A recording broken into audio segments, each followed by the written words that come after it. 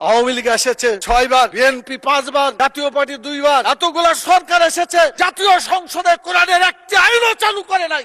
মাননীয় স্পিকার, সবচাইতে লজ্জা, সবচাইতে দুঃখজনক কথা হলো এটা। চাঁদাবাজ কোন দলের সদস্য হতে পারে না। চাঁদাবাজ চাঁদাবাজি, তাদেরকে ধরতে হবে। আল্লাহ তাআলা সূরা আল ইমরানের 185 নম্বর আয়াতে বলেছেন, ফামান জুহজিহা আনিন নার ওয়া উদখিলাল জান্নাত ফাকাদ ফাজ।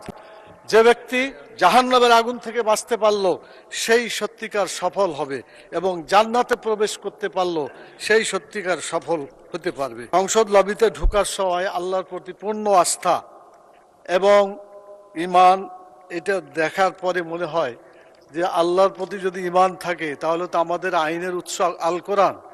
কোরআনের বিধান বাংলাদেশে চালু হওয়া উচিত ছিল। মাননীয় স্পিকার, 90% জন মানুষ যারা কোরআনে বিশ্বাস করে, এই কোরআনে যে বিধানগুলো আছে 6666টি আয়াতের মধ্যে নট লেস দ্যান 1000 আয়াত belong to the positive order and not less than 1000 আয়াত belong to the negative order।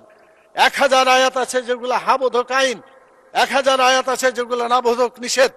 কোরআনের এই 1000 পজিটিভ এবং 1000 নেগেটিভ আয়াতগুলা বাংলাদেশে কায়েম করতে হবে, এটা আমাদের দাবি। মাননীয় স্পিকার, এরপরে যে কথা আমি বলতে চাই মাননীয় স্পিকার, সেটা হলো আল্লাহ তাআলা যাদেরকে নির্বাচিত করেছেন, হুকুমের ক্ষমতা দিয়েছেন, সূরা হজের 41 নম্বর আয়াত, মাননীয় প্রধানমন্ত্রী আছেন, তার দৃষ্টি আকর্ষণ করে সকলকেই বলতে চায়, আল্লাযীনা ইম্মাক্কান্নাহুম ফিল আরদি আকামুস সালাত ওয়া আতাউয যাকাত ওয়া আমারু বিল মারুফ ওয়া নাহাউ আনিল মুনকার।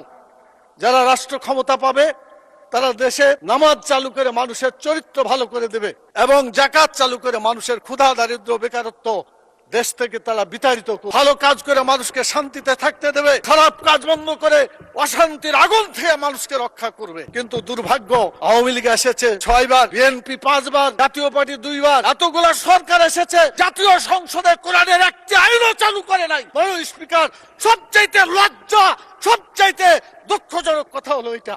আমরা চাই আমরা এদেশে কোরআনের আইন চালু করে মানুষকে মুক্তি দেব।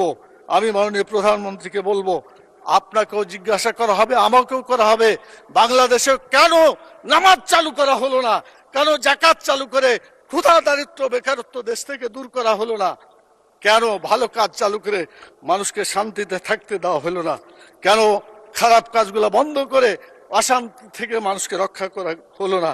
মাননীয় স্পিকার, আমি আপনার মাধ্যমে মাননীয় প্রধানমন্ত্রী সহ আইনমন্ত্রী পাশে বসে আছেন, তারা জবাব দিবেন এবং বলবেন তাদের দায়িত্বটা কি। আমাদের দেশের সুদ, ঘুষ, মদ, জুয়া, জেনা, ব্যভিচার, চাঁদাবাজি, টেন্ডারবাজি যারা করে এরা কোনো দলের লোক না মানুষ। কিন্তু যখন বলা হয় এক দল চাঁদাবাজি করে পালাই গেছে, আর এক দল চাঁদাবাজি করার জন্য প্রস্তুতি নিচ্ছে, এটা বলার পরে রিয়াকশন করে, তখন তো বোঝা যায় এই চাঁদাবাজদেরকে দলের সদস্য হিসেবে মানে গ্রহণ করা হচ্ছে।